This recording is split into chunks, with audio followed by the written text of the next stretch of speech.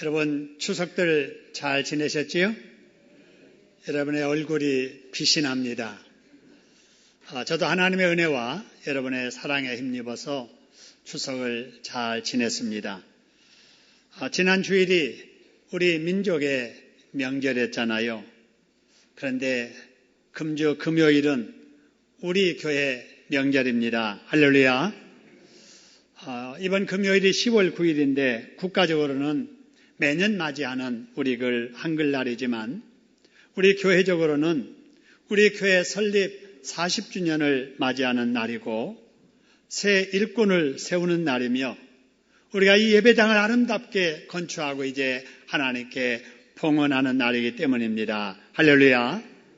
여러분 이 땅에 우리 교회가 이곳에 설립된 것도 감사한 일이고요. 40년 동안 중단 없이 부흥한 것도 감사한 일이고 새로운 일꾼을 우리가 세우는 것도 감사한 일인데 이 어려운 때에 새 예배당을 건축하고 하나님 앞에 헌당하게 된 것은 더더욱 감사한 일인 줄로 믿습니다. 이런 기쁜 일을 우리에게 허락해 주신 우리 하나님께 다시 한번 박수로 감사하겠습니다. 감사합니다. 자, 이제 우리 옆 사람들에게 이렇게 인사했으면 좋겠어요. 이번 금요일은 우리 교회 명절입니다. 말씀에 은혜 받으시고 이번 금요일 우리 교회 명절에 함께 합시다. 인사하겠습니다. 이번 금요일은 우리 교회 명절입니다.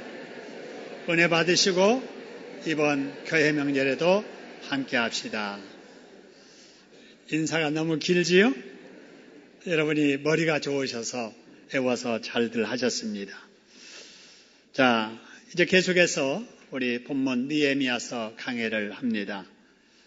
저는 성경을 이렇게 택해서 그 본문을 이렇게 이어서 계속 연속해서 강해하기 때문에 말씀은 계속 이어서 드려야 되는데 지난 주일날이 추석이었기 때문에 추석에 관계된 메시지를 전하느라 느헤미야서 강해 하지를 못했습니다. 그래서 혹 이렇게 연결이 되지 아니해서 이해가 좀 어려울까 해서 지난번에 드렸던 말씀을 간단하게 복습하고 오늘 말씀 이어서 드리겠습니다.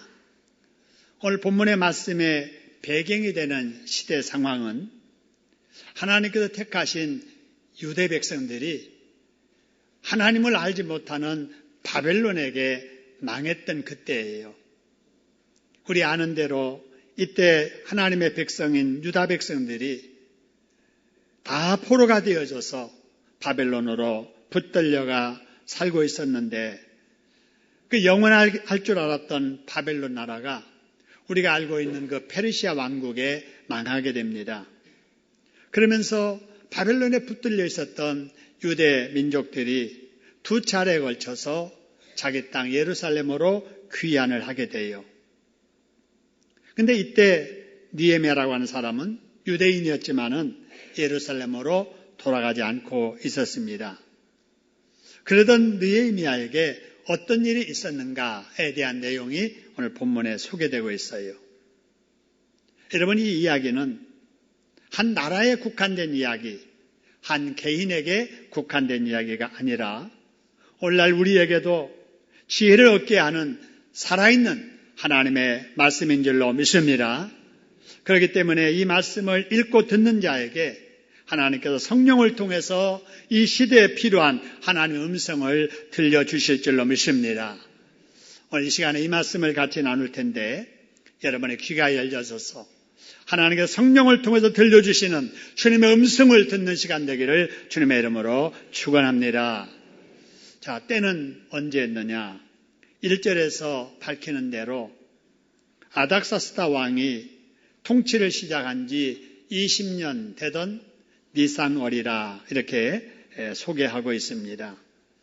여러분 여기서 니산월이라고 하는 것은 유대인의 달력으로 1월달이다 그런 말이에요.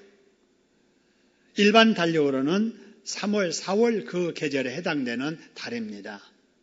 이렇게 유대인들이 그 당시 보편적으로 사용하던 일반 달력을 사용하지 아니하고 그들의 달력을 사용했던 이유는 바로 그들이 애굽에서 출애굽에서 홍해를 건넌 이후에 우리의 역사는 지금부터 시작이다. 그래서 그때를 정월로 계산해 가지고 그들의 달력을 만들어 사용했지요. 우리도 지금 달력 2개 사용하고 있잖아요. 양력 달력과 무슨 달력이죠? 음력 달력. 그래서 우리 어른들은 다 생일을 세도 양력으로 세는데 우리 젊은 우리 사람들은 다 또 양력으로 세기 때문에 혼동이 돼가지고 기억해야 될 생일을 잊어버려서 좀 안타까울 때가 좀 있지 않아요. 이렇게 2가지 달력을 이렇게 사용했는데 여기 이제 니산월을 강조한 이유가 있습니다. 그건 왜 그러냐 하면은요, 느헤미야가 조국에서 온 사람들에게 자기 조국의 소식을 듣습니다. 들어보니까 성은 다 무너졌고 성문은 다 불타버렸고 자기 동족들은 먹을 것이 없어서 굶고 산다는 이 소식을 듣고 하나님 앞에 기도하기 시작을 한 지 4개월 되던 바로 그때입니다. 여러분, 이 말씀이 이제 시작이 되면서 오늘 1절 말씀에 느헤미야가 평소에 어떻게 근무를 했는가를 소개하는데요. 거기 보니까 이전에는 느헤미야가 왕 앞에 뭐가 없었다고 그래서요? 수심이 없었다. 그리고 수심이라고 하는 것은 누가 말 안 해도 가만히 이렇게 얼굴을 보면 근심이 이렇게 있는 것이 이게 드러나는 그런 표정. 이게 여러분 수심이지 않아요. 여러분, 바로 느헤미야가 평소에 얼굴에 수심이 없이 살았다라고 하는 것은 굉장히 좋은 일이에요. 여러분, 우리도 이 세상을 살아가면서 어디서 뭘 하든지 밝은 얼굴로 살아가시기를 소원합니다. 여러분, 얼굴이 밝아야 대인관계도 좋아져요. 여러분, 표정이 밝아야 거래를 해도 거래를 잘하고 여러분, 장사를 해도 장사가 잘 되기 때문에 그렇습니다. 그래서 요즘 대기업에서 신입사원을 선발할 때도 보면은요, 물론 이력서를 보면서 실력 보지요. 그리고 스펙을 보고 그 다음에 능력을 보지 않아요. 근데 그것만 보고 뽑지 않습니다. 여러분, 신입사원 면접하는 면접관 중에 한 사람이 관상 보는 사람이라는 걸 여러분 아시나요? 아무리 실력이 좋고 스펙이 좋아도 인상이 안 좋은 사람은 안 뽑아요. 이걸 젊은이들이 알아가지고 면접을 위해서 면접 전에 얼굴까지 수술해서 고치는 사람이 있다고 하지요. 여러분, 그렇게까지 해서 얼굴을 바꾸어서 표정을 밝게 하려는 노력은 가상합니다마는 여러분, 그런 방법보다는 더 좋은 얼굴을 밝게 하는 방법이 있습니다. 그걸 제가 소개해 드리겠습니다. 그게 뭐냐? 여러분, 얼굴이 밝아지려면은요, 우리의 겉모습을 어떻게 고치기 전에 우리의 속사람을 고쳐야 됩니다. 뭘 고쳐야 된다고요? 속사람. 여러분, 속사람이 고쳐지면 영상에 나오는 것처럼 얼굴이 밝아지게 돼요. 여러분, 마음속에 죄가 있다. 그래서 불안하다. 짜증스럽다. 원망스럽고 불평하는 이런 마음이 있으면 얼굴을 아무리 뜯어 고쳐도 그 얼굴에 밝은 빛이 나오지 않아요. 그래서 여러분, 밝은 얼굴빛을 회복하려면은 우리가 나만 알고 있는 죄악을 하나님 앞에 회개해야 될 줄로 믿습니다. 회개해야 돼요. 그리고 말씀 듣고 말씀 읽으면서 은혜를 받으면 하나님이 나를 지으실 때 나에게만 주셨던 개성미가 나오게 됩니다. 할렐루야. 여러분, 코가 어느 높이까지 돼야만 이쁜 게 아니에요. 눈이 어느 정도로 커야만 이쁜 게 아니에요. 여러분, 나만 가지는 개성미, 그것이 남에게 전달될 때 가장 아름다워지는 겁니다. 할렐루야. 여러분, 누구처럼 되려고 하지 말고 하나님이 나를 지으실 때 그 개성미가 은혜 속에 얼굴에서 풍겨나오도록 그렇게 살아가시기를 주님의 이름으로 축원합니다. 그러면서 꼭 해야 될 일이 생각을 바꿔야 돼, 생각. 자, 뭘 바꿔야 된다고요? 생각. 부정적인 생각을 긍정적으로 바꿔야 돼요. 그래서 늘 매사에 긍정적으로 생각하면은요, 얼굴이 밝아져요. 근데 매사에 부정적으로 생각하고 부정적으로 말하면은요, 얼굴에 부정적인 모습이 나타나게 되어 있단 말이에요. 그리고 늘 감사해야 돼요. 감사거리를 찾아야 돼요. 그래서 늘 감사하며 살고, 남에게 섬김받으려고 하지 말고 섬기면서 살려는 마음을 가져야 됩니다. 할렐루야. 그러면 여러분 밝아져요. 이 모습이 누구의 모습이냐? 예수님의 모습입니다. 할렐루야. 그래서 여러분, 내 마음이 예수님의 모습을 닮아지고 얼굴 모습도 예수님의 모습을 닮아지면서 누가 보아도 다정하고 친근하고 믿음직한 신뢰감이 가는 그런 개성미 넘치는 얼굴이 되게 될 줄로 믿으시기를 소원합니다. 여러분, 이런 말 있잖아요. 사람은 생긴 대로 산다. 여러분, 이런 말을 많이 들어보셨을 거예요. 여러분, 그러나 절대 그렇지 않습니다. 여러분, 사람은 생긴 대로 사는 것이 아니라 사는 대로 생겨집니다. 할렐루야. 이해가 잘 안 갈지 모르겠어요. 자, 사람은 생긴 대로 사는 게 아니라 사는 대로 뭐 한다고요? 생겨져요. 여러분, 이런 말 있잖아요. 인생 나이 40이면 자기 얼굴에 뭐 해야 된다고요? 책임져야 된다. 여러분, 그 말이 바로 그런 말이에요. 그렇기 때문에 우리 예수 믿는 성도들은, 우리들은 여러분, 이렇게 표정을 밝게 하려는 노력도 해야 될 줄로 믿습니다. 양치질 하다가 거울 앞에 나타난 내 모습, 내가 봐도 흉측스러우면 여러분 안 되잖아요. 내가 나를 봐도 놀랄 정도가 되면 안 되잖아요. 은혜 받은 모습으로 긍정적인 생각을 하면서 늘 감사하게 사시면서 밝게 행복하게 살아가는 저와 여러분 되기를 주님의 이름으로 축원합니다. 우리 옆에 사람들에게 은혜 받고 밝게 삽시다. 인사하겠습니다. 자, 은혜 받고 밝게 삽시다. 감사합니다. 여러분, 이렇게 평소에 밝게 살던 느헤미야가 얼굴에 근심의 빛이 있었는데 그것을 가장 먼저 알아본 사람이 누구게요? 왕이었다는 거예요. 2절에 보니까 왕이었어요. 여러분, 왕과 신하의 관계 같으면 별로 관심이 없잖아요. 그럴 수도 있는데 바로 왕이 느헤미야에게 관심이 있으니까 얼굴을 보면서 마음에 수심이 있다는 사실, 근심할 일이 있다는 사실을 알아지더라고 말입니다. 여러분, 인간관계에 있어서 관심이 여러분 대단히 중요합니다. 만약 여러분 관심이 없어 보세요. 부부로 한 집에 살아도 상대방의 겉모습이 달라져도 몰라봐요. 남편이 한 달 만에 이발소 갔다 왔어요. 아내가 몰라봐요. 웃는 사람은 그런 경험이 있는 분이에요.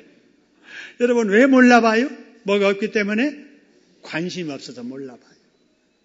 아내가 2달 만에 12만 원 들여서 밀장안에 가가지고 카트하고 염색하고 볶아가지고 왔어요. 그래서 누군가 좀 알아주기를 원하는 거예요. 집에 왔어요. 남편 눈치를 보는데 아무 말도 안 해요. 여보, 나 달라진 것 없어? 지금 뭔가 말해주기를 바라는데 있어. 뭔데?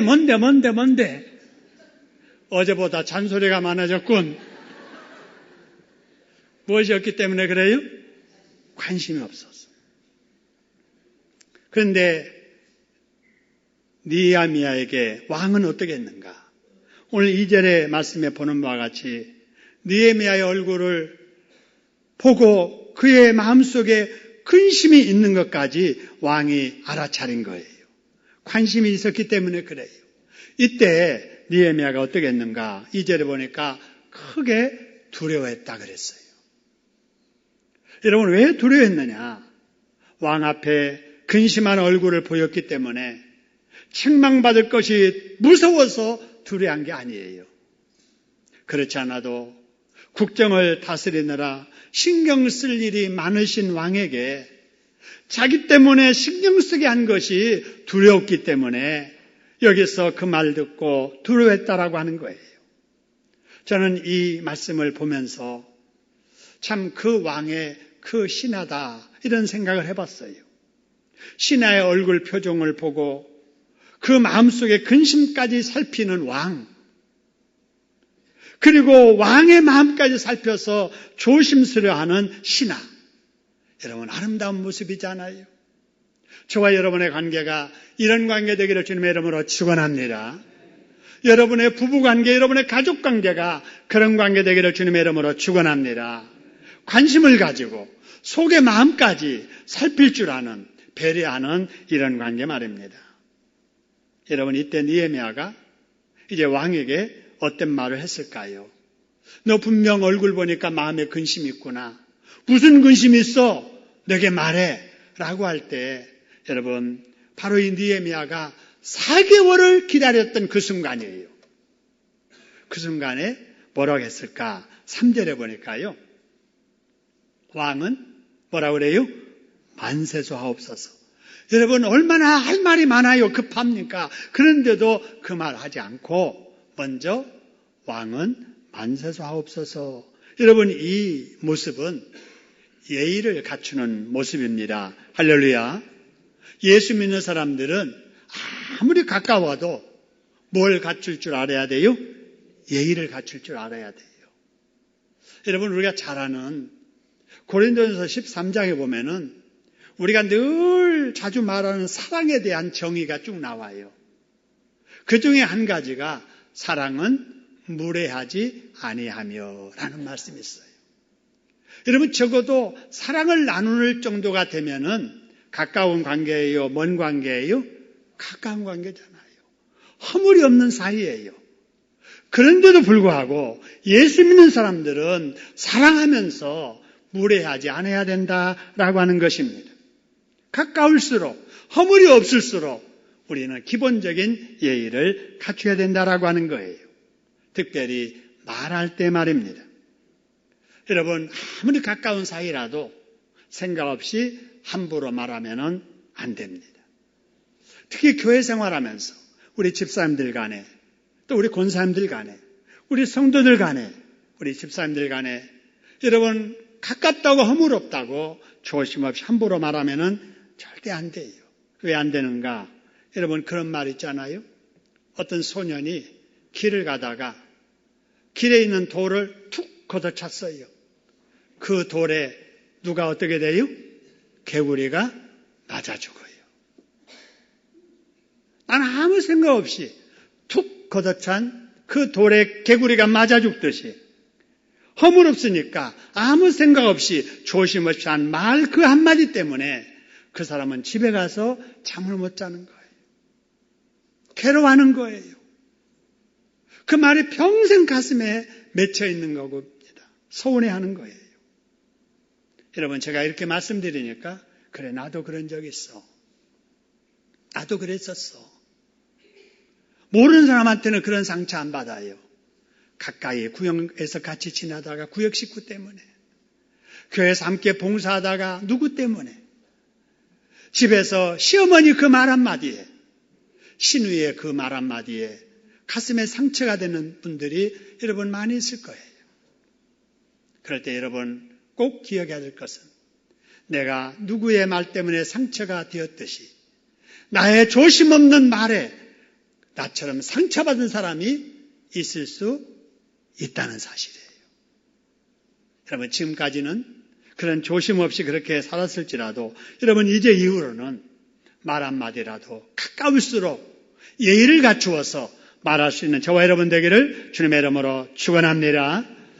여러분, 이렇게 느헤미야가 왕에게 예의를 갖추어서 만세수하옵소서라고 이렇게 말한 뒤에 3절에 보니까 이제 그동안에 마음에 근심되었던 것을 말하기 시작을 해요. 왕이요, 왕께서 말씀하라고 하시니까 합니다. 사실은 제 조국에서 온 사람들에게 우리 조국의 소식을 들어보니까 성읍은 다 황폐되어져 있고 성문은 다 불탔다고 합니다. 우리 백성들은 다 이렇게 환난 속에 곤고함 속에 있다고 하는데 제가 그 소식을 듣고 어찌 마음에 근심이 없겠습니까? 그래서 내가 어떻게 하면 우리 조국을 도울 수가 있을까? 그런 마음을 가지고 사실은 제가 기도하고 있는 중입니다. 여러분 이렇게 말했을 겁니다. 여러분 이때 왕은 느헤미야의 이런 말을 듣고 어떤 반응을 보였을 것 같습니까? 한번 상상해 보시기 바랍니다. 아마 느헤미야가 그렇게 말할 때 왕은 이럴 수 있죠. 너는 지금 이 나라의 녹을 받으면서 근무하는 사람이 아니더냐? 그랬으면 이곳에서 맡은 일이나 전념할 것이지 그런 일로 내 앞에서 수심한 얼굴을 보이다니 내 이놈 무엄하구나. 오늘부터 너는 파직이다. 이렇게 말할 수도 있잖아요. 또 다르게 반응한다면 이렇게 할 수도 있겠죠. 그래, 참 내가 듣기에도 안타깝구나. 그러나 그런들 어떻게 하겠느냐. 그곳 일은 그곳 사람들이 다 알아서 할 일이니 너는 그런 일일랑 잊어버리고 이곳에서 네 맡은 일이나 열심히 하거라. 그것이 너를 위하는 것이고 네가 염려하는 조국을 위한 것이다. 여러분이 그렇게 말할 수도 있겠지요. 근데 실제적으로 느헤미야의 말을 듣던 아닥사스다 왕은 어떻게 반응했을까? 궁금하시죠? 4절을 한번 보시기 바랍니다. 4절 보니까 여러분 이런 말씀이 있어요. 왕이 내게 이르시되, 자 뭐라고 말하느냐? 그러면 네가 나에게 무엇을 뭐 한다고요? 원하느냐 이 말입니다. 여러분 이 말을 듣기를 얼마나 여러분 고대했습니까? 왕이 신하에게 어떻게 이렇게 말할 수가 있지요? 여러분 이걸 보면은 평소에 느헤미야가 왕에게 신뢰를 얻었기 때문이에요. 평소에 느헤미야가 왕의 입의 혀처럼 왕에게 순종했기 때문입니다. 할렐루야. 그래서 왕이 그걸 느낄 때마다 속으로 이렇게 생각했을 거예요. 아, 저 사람이 아무리 신하지만 나를 위해서 저렇게 고생하는구나. 나도 언젠가 저 사람에게 도움이 필요할 때가 오면 내가 도와줘야 되겠다. 집이 없으면 내가 집 한 채 사줄 것이고 학비 없어서 자녀 문제 걱정하면은 장학금을 주어서라도 내가 도와주리라. 이런 생각을 하고 있던 차에 그런 느헤미야가 자기 조국을 위해서 염려하고 기도한다는 소식을 딱 들을 때 내가 이에게 도와줄 때가 이때로구나 생각을 하고 지금 느헤미야가 도와달라는 말도 안 했는데 그럼 네가 원하는 것이 무엇이냐? 먼저 자청해서 묻더라는 사실입니다. 할렐루야. 여러분 그렇습니다. 우리도 우리와 함께하는 주변 사람들에게 느헤미야처럼 인정받게 살아야 될 줄로 믿으시기를 소원합니다. 돕고 싶은 마음이 들 정도로 감동되게 우리가 섬기며 살아야 될 줄로 믿습니다. 여러분 왕이 느헤미야에게 이렇게까지 관심을 보이는 것은 느헤미야가 평소에 왕에게 헌신적으로 섬긴 결과이기도 하지만 그보다 더 중요한 이유가 하나 있습니다. 그게 뭐였는지 지난번에 살펴봤던 1장으로 건너가서 보니까요. 1장 11절에 이런 말씀이 있어요. 느헤미야가 조국의 안타까운 소식을 듣고 바로 뭐 했느냐? 주여 뭐 하노니? 구하노니. 그 다음에 쭉 밑에 보니까 이 사람들 앞에서 무엇을 얻게 하옵소서? 은혜를 얻게 하옵소서. 기도했다라고 하는 거예요. 내가 조국을 위해서 뭔가 좀 돕는 일을 하고 싶은데 내 힘으로는 안 될 일이다. 그러니까 내 주변에 있는 관료들 그리고 왕이 정말 나에게 은혜를 베풀어 줘야 되는데 내가 할 수 없음을 알고 하나님 앞에 기도했던 거예요. 하나님, 제가 조국을 돕고 싶습니다. 왕을 만나서 도움을 청해야 되겠는데 왕이 나를 만날 수 있는 그런 때에 왕의 마음에 그 감동을 주셔서 외면하지 말고 나의 요청을 들어서 우리 조국을 돕게 해달라고 간절히 기도하기를 4개월 동안에 기도한 거예요. 그 결과 기회를 보고 있던 느헤미야에게 왕이 먼저 느헤미야의 표정을 보고 네 얼굴이 그렇게 근심 많은 거 보니까 마음속에 해결하지 못한 문제가 있는 게 분명하구나. 그게 뭐냐 말했더니 그럼 내가 너에게 뭘 도와줄까? 자청해서 도와줄 것을 말하더라 그 말입니다. 여러분 이것이 바로 기도의 힘인 줄로 믿으시기를 소원합니다. 하나님 앞에 기도하니까 관계되는 사람들 감동해가지고 자청해서 돕는 자로 나서게 해주시더라 그 말입니다. 여러분들도 염려되는 문제가 있습니까? 얼굴에 그래서 어두운 그림자까지 다른 사람 눈에 띌 정도가 여러분 될 일들이 있습니까? 그런 문제 하나님이 도와주셔야 됩니다. 할렐루야. 믿고 기도하시다가 하나님이 여러분의 주변 사람들을 감동하셔서 돕는 자 되게 하셔서 여러분의 문제가 해결될 수 있기를 주님의 이름으로 축원합니다. 여러분 이제 느헤미야에게 왕이 그러면 네가 무엇을 원하냐라고 할 때 이제 느헤미야가 이제 말을 합니다. 근데 여러분 말을 할 때요. 자, 당연히 하고 싶은 말을 먼저 하겠지요. 여러분 뭐라고 말했느냐 보니까 5절에 이런 말씀이 있어요. 왕께서 저를 좋게 여기시고 제가 그동안에 왕에게 은혜를 입었다면 저를 보내요 성읍을 뭐하게 해달라고요? 건축하게 해주세요 라고 이렇게 묻게 됩니다. 여러분 이렇게 느헤미야가 얼마나 자기 나라를 사랑하고 있는가를 여기를 통해서 알 수 있잖아요. 느헤미야가 자기 나라를 이처럼 사랑한 거예요. 우리 예수 믿는 사람들도 정말 우리 조국을 우리 내 나라를 여러분 이렇게 사랑하는 애국자들이 되어야 될 줄로 믿습니다. 여러분 그리고 이제 말을 시작하는데요. 이 말을 시작하기 전에 여러분 그가 먼저 한 게 있어요. 4절에 보니까 이런 말씀이 있어요. 내가 곧 하늘의 하나님께 뭐하고? 묵도하고 그 다음에 5절에 뭐라고 그래요? 왕에게 아뢰다. 그러니까 왕에게 아뢰기 전에 느헤미야가 하나님께 뭐 했다고요? 묵도했다는 묵도. 묵도라는 말 잘 아시죠? 우리가 이제 헌신 예배 드릴 때 사회 보시는 분들이 이렇게 말하죠. 이제 시간이 되었으므로 다 같이 묵도하심으로 제2 남전대의 헌신 예배를 시작하겠습니다. 그러잖아요. 묵도하심으로. 묵도가 뭡니까? 잠시 머리를 숙이고 하나님께 속으로 기도하는 것을 말합니다. 여러분, 바로 이런 모습은 우리도 본받아야 돼요.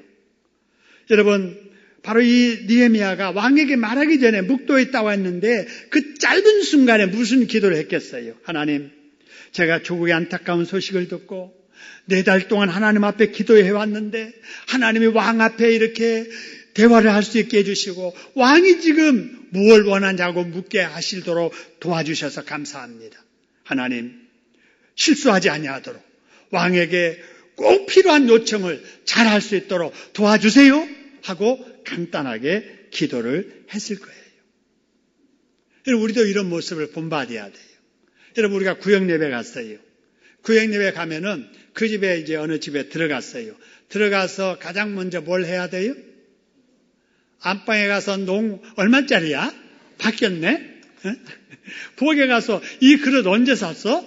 여러분, 이렇게 하고 다니면 돼요? 안 돼요? 안 돼요. 아무리 급해도 어느 집에 방문하면은 그 집에 딱 앉아가지고 뭐부터 해야 돼요? 묵도해야 돼요. 묵도. 이게 묵도예요. 뭐라고 묵도하느냐? 하나님, 이 가정에 방문하게 하셔서 감사합니다. 이 집에 복을 내려주시고 이 집에 머무는 동안 혹이라도 실수하지 않게 해주시고 덕을 세우게 해주세요. 예수님의 이름으로 기도드립니다. 아멘. 이렇게 간단하게 기도하는 거예요. 근데 이 묵도가 5분 이상 10분 가면은 돼요? 안 돼요? 안 되잖아요. 간단하게 기도하는 거예요. 여러분, 우리가 이제 예배당에 왔어요. 주일날 바쁘게 예배당에 왔습니다. 예배당에 앉자마자 뭐부터 해야 돼요? 기도부터 해야 돼요. 간단하게 기도하는 게 하나님, 오늘도 주일을 이렇게 지키게 하시니 감사합니다. 말씀 들을 때 가슴 열고 말씀에 은혜 받게 해주세요. 예수님의 이름으로 기도드립니다. 간단하게 기도하는 거예요. 자, 누구를 만나러 가서 커피숍에서 사람을 만났어요. 사람을 기다리기 전에 간단하게 묵도하면서 기도해야 되는 거예요. 하나님, 오늘 만나서 실수하지 않게 해주시고 은혜롭지 못한 말 나누지 않게 해주시고 하나님께 영광이 되고 사람에게 들어 은혜가 되고 덕이 있는 말을 하게 해주세요. 라고 이렇게 간단하게 기도하는 이 기도가 뭐예요? 묵도라고 하는 거예요. 여러분, 이런 기도는 우리가 습관이 될 정도로 해야 될 줄로 믿습니다. 습관이 되도록.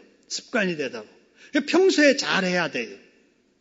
가정에서 식사기도 안 하시는 분들은요, 교회에서 점심 먹을 때도 식사기도 안 해요. 뭐가 돼서 그래요? 습관이 안 하는 습관이 돼서 그래요. 오늘 식사하면서 이렇게 불어보세요. 시장에서 급하게 하는 분도 있지만 습관이 돼가지고 기도를 잊어버리고 안 하는 분이 있고, 안 하다가 생각나서 교회에서만 하고 집에서는 안 하고 이런 분도 있고 그래요. 여러분, 경건한 일은 내 몸에 배이도록, 습관이 배이도록 해야 될 줄로 믿습니다. 자, 그 다음에 이제 왕에게 요청을 쭉 하는데요. 그 요청을 다 듣고 여러분, 자, 이렇게 말을 합니다. 자, 저를 조국에 보내주세요. 제가 예루살렘에 가려면은 가는 동안에 여러 나라 국경을 지나가야 되는데 그 나라 사람들이 통과하지 못하게 할지도 모르니까 조서를 내리셔서 국경을 잘 통과하게 해주시고, 제가 여행 가는 것이 아니고 조국의 문제를 해결하려 가오니 그 성을 개축하고 성문을 건축할 일, 제목을 가지고 갈 수 있도록 해주세요. 라고 이렇게 요청을 하는 거예요. 그러니까 아무리 왕행과 시에라 간의 대화지만 여러분, 왕에게도 부담이 될 만한 요청을 하고 있잖아요. 그런데도 불구하고 여러분, 왕은 그들의 요청을 다 들어줘요. 그리고 요청하지 않은 군대 장관과 마병까지 함께 보내서 그의 길을 호위하도록 합니다. 느헤미야의 요청을 이렇게 흔쾌히 허락한 왕이 느헤미야에게 하는 말을 들어보세요. 그래, 내가 너에게 원하는 거 다 해줄게. 그러면서 마지막 하는 말 6절에 뭐라고 하냐면요, 이렇게 말해요. 뭐라고 그래요? 어느 때 돌아오겠느냐. 지금 왕은 느헤미야를 보내면서 뭘 걱정하는 거예요? 혹시 안 올지도 모른다는 걱정을 하고 있는 거예요. 여러분, 이걸 보면 느헤미야가, 여러분, 느헤미야가 이 왕에게 얼마나 신임 맞는 사람이었는가를 우리가 알 수 있잖아요. 평소에 정말 그 있으나 마나한 사람, 차라리 눈앞에서 안 보였으면 좋겠다는 사람 가겠다고 하면은, 아이고, 잘 가. 오지 마. 속으로 그렇게 하네요. 가서 절대 오지 마. 이랬을 텐데, 소원 다 들어주면서, 그럼 언제 올 건데? 이렇게 물어보는 이 모습. 여러분, 우리 주변에도요, 사람들을 보면은 있으나 마나한 사람이 있어요. 어떤 사람은 차라리 눈에 안 보이면 좋겠다 싶은 사람도 있어요. 그런데 없으면 안 될 사람도 있다고요. 여러분, 여기 느헤미야가 지금 왕에게 있으나 마나한 사람이 아니잖아요. 없으면 좋겠다 싶은 사람이 아니잖아요. 없으면 안 될 사람, 꼭 필요한 사람이었다는 사실입니다. 할렐루야. 여러분은 어떻습니까? 여러분의 직장에서, 여러분의 구역에서, 여러분의 전도에서, 여러분의 이웃들에게 어떤 존재이십니까? 여러분, 신임 밖에 살아서 붙들고 싶은 사람, 없어서는 안 될 사람, 그런 사람들 되시기를 주님의 이름으로 축원합니다. 그렇게 살려면은요, 어떻게 해야 되느냐? 우리가 예수님을 닮아야 돼요. 누구 닮아야 된다고요? 예수님을 닮아야 돼요. 그래서 예수님의 겸손을 우리가 배워서 사람들에게도 겸손하게 살아야 돼요. 자기 자랑이나 하고 그냥 거만 떨고 남 무시하고, 여러분, 그런 교만한 사람 좋아하는 사람은 아무도 없습니다. 여러분, 누구를 대하든지 상대방을 나보다 낮게 여기고 겸손하게 살아가는 여러분 되기를 주님의 이름으로 축원합니다. 그리고 여러분, 생각을 항상 부정적으로 생각하면 안 돼요. 긍정적으로 생각을 하고 이해해주고 수용해주고, 그리고 순종하면서 섬기면서 살아야 됩니다. 내가 여러분 남에게 손해보고 살아야 돼요.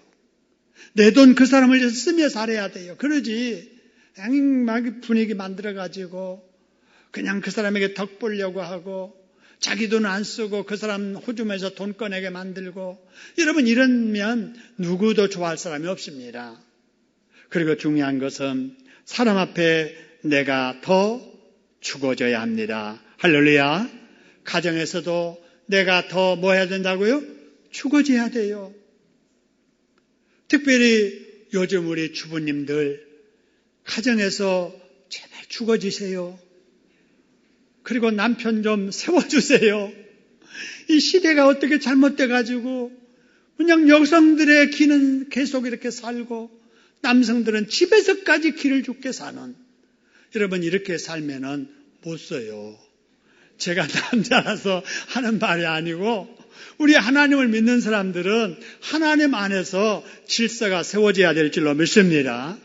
그걸 자녀들이 보고 자라야 자녀들이 밖에 나가서 남의 사람도 어른을 알아보고 선배 알아보고 이러면서 질서 있는 사회를 이루지. 가정에서 질서가 없어지면 여러분 자녀들도 그거 보고 그대로 살아가는 거예요.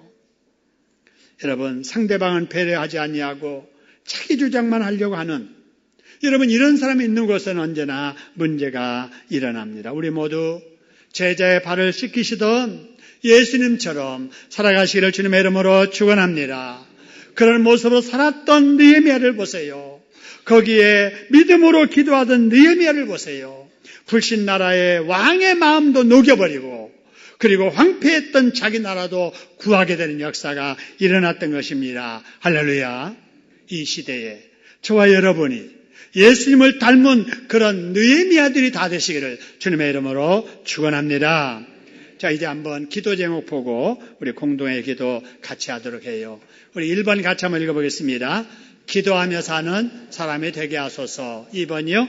감사함으로 밝게 살게 하소서. 3번 주변 사람들에게 신임받도록 살게 하소서. 4번이요. 하나님의 일에 없어서는 안 될 사람이 되게 하소서. 5번이요. 예수님처럼 살게 하소서. 6번이요.